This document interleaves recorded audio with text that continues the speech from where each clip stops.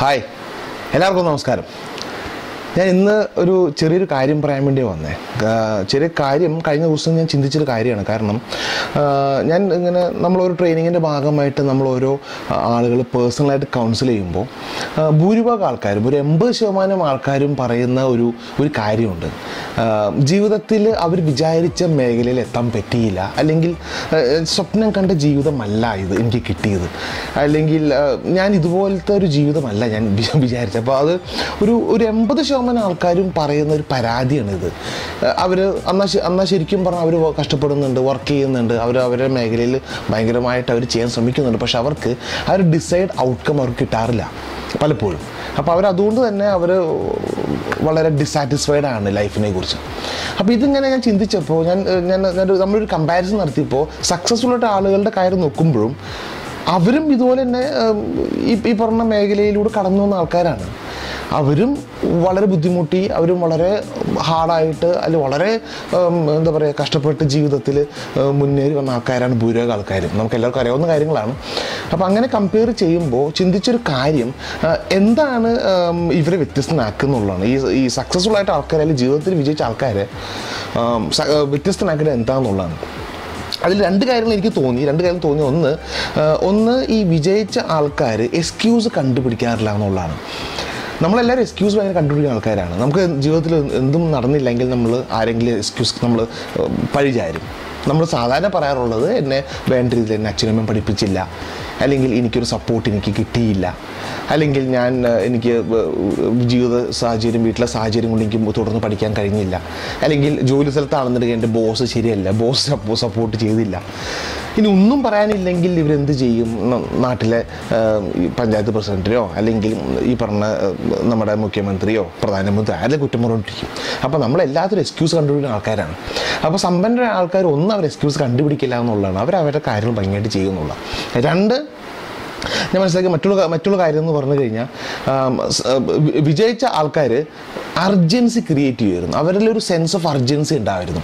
അവരൊരു കാര്യം ചെയ്യണമെന്നുണ്ടെങ്കിൽ അതിൻ്റെ ഡെഡ് ലൈൻ വെച്ച് ആ ഡെഡ് ലൈനിൻ്റെ അകത്ത് കാര്യം തീർക്കാൻ ശ്രമിക്കുമായിരുന്നു. നമ്മൾ ആ സമയം നമുക്കറിയാം നമ്മൾക്ക് അർജൻസി ഒന്നുമില്ല, അതിനെ നമ്മൾ മാറ്റി വയ്ക്കാനേ ശ്രമിക്കുക പല കാര്യങ്ങളിലും. ഒരുപാട് എക്സാമ്പിൾസ് ഉണ്ട്, ഞാൻ അതിലേക്ക് പോകുന്നില്ല. അപ്പോൾ നമ്മളിൽ അർജൻസി മിസ്സിങ് ആണ്. ശരിക്കും പറഞ്ഞേ അർജൻസി ഇല്ല. നമ്മളൊന്ന് ആലോചിച്ച് നോക്കി, അർജൻസി എവിടെയോ ഇല്ലാത്തത് അവിടെ മോട്ടിവേഷൻ ഇല്ല എന്നുള്ളതാണ്. അപ്പോൾ അർജൻസി ഇല്ലെങ്കിൽ if there is no urgency there is no motivation. അപ്പോൾ രണ്ട് രീതിയിലാണ് സാധാരണയായിട്ട് മനുഷ്യന് ഒരു സെൻസ് ഓഫ് അർജൻസി ഉണ്ടാവുക. ഒന്ന് എക്സ്റ്റേണലായിട്ടും, രണ്ട് ഇൻറ്റേർണലായിട്ടും. എക്സ്റ്റേണലായിട്ടെന്ന് പറഞ്ഞു കഴിഞ്ഞാൽ ഒരു ഡെഡ് ലൈൻ അവരുടെ മുകളിൽ ആരെങ്കിലും കൊടുത്തിട്ടുണ്ടാവും. സ്ട്രിക്റ്റായിട്ട് ഇന്ന സമയത്ത് ചെയ്ത് തീർക്കണം, മസ്റ്റായിട്ട് ചെയ്ത് തീർക്കണം. ആ ഒരു ഡെഡ് ലൈനിൽ നിന്ന് നമുക്ക് അവർക്ക് വേണ്ടി കഷ്ടപ്പെട്ട് നമ്മളെ സമയത്തുള്ളിൽ ചെയ്ത് തീർക്കും. അതിലൊരു ആത്മാർത്ഥം ഉണ്ടാവില്ല ഒരു പരിധി വരെ.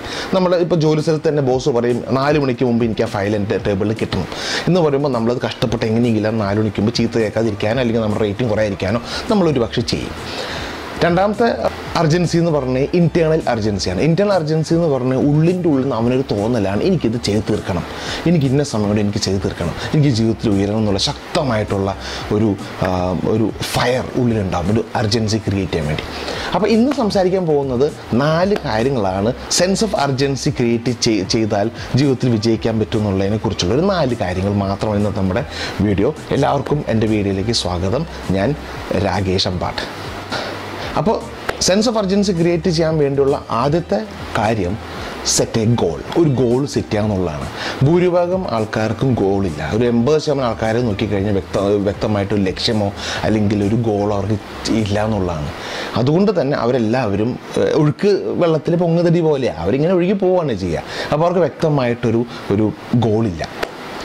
അപ്പോൾ ഇവിടെ നമ്മൾ ഗോൾ സെറ്റ് ചെയ്യുമ്പോൾ നമ്മളോട് ചോദിക്കേണ്ട 2 കാര്യങ്ങളുണ്ട്. ഒന്ന്, എന്താണ് എൻ്റെ ജീവിത ലക്ഷ്യം? ഞാൻ ഈ ജീവിതം കൊണ്ട് എന്താണ് ഉദ്ദേശിക്കുന്നത്? എന്താണ് എൻ്റെ ജീവിത ഉദ്ദേശം? What is my purpose of this life? ഈ ജീവിതം കൊണ്ട് ഞാൻ എന്താണ് ഉദ്ദേശിക്കുന്നത്? 3, എവിടെയാണ് എനിക്ക് എത്തേണ്ടത്? ഈ 3 കാര്യങ്ങൾക്ക് നമ്മൾ വ്യക്തമായിട്ട് ഉത്തരം കണ്ടുപിടിക്കാൻ പറ്റുന്നുണ്ടെങ്കിൽ ഒന്നാമത്തെ ഭാഗം ക്ലിയറായി. ഗോൾ. നിങ്ങൾക്ക് ശക്തമായിട്ടൊരു ഗോൾ ഉണ്ടാകും. 1. 2, break down these goals into parts. നമ്മളൊരു വലിയ ലക്ഷ്യം പറഞ്ഞു കഴിഞ്ഞാൽ നമുക്ക് എത്താൻ പറ്റില്ല. ഒരു ആന എങ്ങനെ തിന്നാന്ന് ചോദിച്ചു കഴിഞ്ഞാൽ 1 bite at a time അന്നാ നമുക്ക് പറ്റുള്ളൂ. ഒരു ചെറിയ കടി കടിക്കാനേ പറ്റുള്ളൂ, ഒരുമിച്ച് ഒരു ആന കഴിക്കാൻ പറ്റില്ല. അപ്പോൾ ഒരു വലിയൊരു ലക്ഷ്യം നമ്മൾ മുന്നിൽ വെക്കണമെന്നുണ്ടെങ്കിൽ നമുക്ക് തന്നെ ബുദ്ധിമുട്ടായിരിക്കും. നമ്മൾ തന്നെ നോക്കുമ്പോൾ അറിയാം. ഞാനൊക്കെ സാധാരണ ശബരിമല പോകുന്ന സമയത്ത് നമ്മൾ ശരണം വിളിച്ച് മുന്നോട്ട് കയറുമ്പോൾ മുകളിലേക്ക് നോക്കി കയറണമെന്ന് ബുദ്ധിമുട്ടാണ്. കാരണം മനസ്സിലൊരു ചിന്ത തോന്നും ഇത്ര ഉയരത്തിൽ കയറണ്ടേന്ന്. അപ്പോൾ നമ്മൾ തന്നെ നമ്മുടെ മെൻ്റലി നമ്മൾ തളർത്ത ചെയ്യാം. അപ്പോൾ ഞാൻ സാധാരണ ശ്രദ്ധിക്കാറില്ല, മുകളിലേക്ക് ശ്രദ്ധിക്കില്ല, ഓരോ അടി വെച്ച് മുകളിലേക്ക് കയറുക ചെയ്യാം. എന്ന് പറഞ്ഞ പോലെ ഒരു വലിയ ലക്ഷ്യം മുന്നിലേക്ക് വെച്ച് കഴിഞ്ഞാൽ ബുദ്ധിമുട്ടായിരിക്കും. അതിന് ഏറ്റവും നല്ല മാർഗ്ഗം ചെറിയ ലക്ഷ്യങ്ങളായിട്ട് അതിനെ മാറ്റാമെന്നുള്ള, ചെറിയ പീസുകളായിട്ട് മാറ്റാമെന്നുള്ള. അങ്ങനെ മാറ്റുമ്പോൾ നമ്മൾ ചിന്തിക്കാൻ 2-3 കാര്യങ്ങളുണ്ട്. ഒന്ന്, അതിനെന്തൊക്കെയാണ് സ്കില്ലുകൾ വേണ്ടതെന്നാണ്. What are the skills needed, എന്തൊക്കെ സ്കില്ലുകൾ നമുക്ക് വേണം. 1. 2, അതിനുവേണ്ടി എന്തൊക്കെ നോളജാണ് നമുക്ക് ആവശ്യം. നമുക്ക് എന്തൊക്കെ തരത്തിലുള്ള നോളജാണ്, അറിവാണ്. ഇന്നത്തെ കാലഘട്ടം അറിവിൻ്റെ കാലഘട്ടമാണ്. അപ്പോൾ എന്തൊക്കെ അറിവാണ് നമുക്ക് വേണ്ടത്. 3, നമുക്ക് വേണ്ടത് എന്തൊക്കെ സപ്പോർട്ടാണ് നമുക്ക് കിട്ടേണ്ടത്, നമ്മൾ ആരോടൊക്കെയാണ് കൺസൾട്ട് ചെയ്യേണ്ടത്.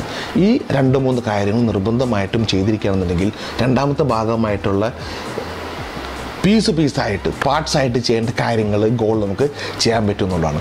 3, ഫൈൻഡ് റീസൺസ്. വ്യക്തമായിട്ട് നമ്മൾ റീസൺ കണ്ടുപിടിക്കണം. ഈ ജീവിതത്തിൻ്റെ ലക്ഷ്യം എന്താണെന്നുള്ള ഒരു കാരണം നമ്മൾ കണ്ടുപിടിക്കണം. എന്തിനു വേണ്ടിയാണെന്നുള്ള കാര്യം. Why is more important than how. എന്തിനു വേണ്ടിയാണ് ഞാൻ ഒരു അർജൻസി ക്രിയേറ്റ് ചെയ്യേണ്ടത്, എൻ്റെ ജീവിത ലക്ഷ്യം എന്താണെന്നുള്ള വ്യക്തമായിട്ട് ധാരണ വേണമെന്നുള്ളതാണ്. 4, set rewards and penalties.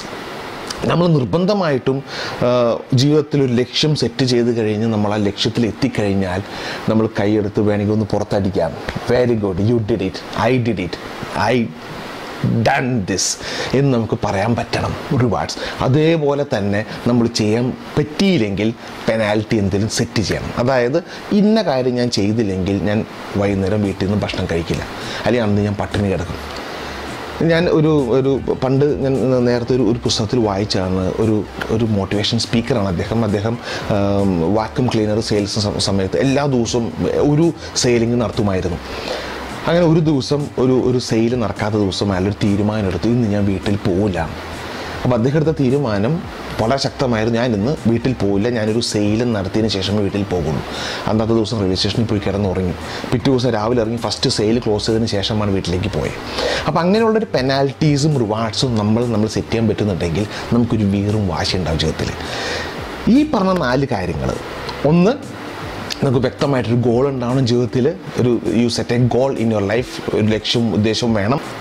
2, break down that goals into parts. അതിന് പാട്ടായിട്ട് മാറ്റണം. 3, ഫൈൻഡ് റീസൺസ്. എന്തിനു വേണ്ടിയാണെന്നുള്ളത്, വൈ കണ്ടുപിടിക്കണം. 4, റിവാർഡ്സ് ആൻഡ് പെനാൽറ്റീസ്.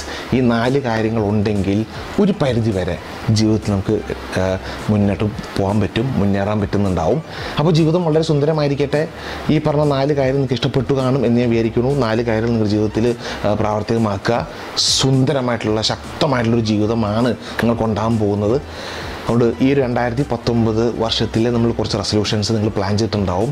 അതിൽ ഈ 4 കാര്യങ്ങളും ചേർക്കുക. ഈ 2019 സുന്ദരമായിട്ടുള്ള വർഷമായിട്ട് മാറട്ടെ. ഒരുപാട് സ്വപ്നങ്ങൾ സാക്ഷാത്കരിക്കാൻ പറ്റട്ടെ. നിങ്ങളുടെ ലക്ഷ്യം പൂർത്തീകരിക്കാൻ പറ്റട്ടെ. ദൈവം നിങ്ങളെ അനുഗ്രഹിക്കട്ടെ. ഈ വീഡിയോ ഇഷ്ടപ്പെട്ടെങ്കിൽ പ്ലീസ് സബ്സ്ക്രൈബ് മൈ ചാനൽ. എൻ്റെ ചാനൽ സബ്സ്ക്രൈബ് ചെയ്യുക, ഷെയർ ചെയ്യുക. വീണ്ടും നമുക്ക് പുതിയ ചിന്തകളും പുതിയ കഥകളുമായി അടുത്ത വീഡിയോയിൽ കാണാം. Thank you so much. By.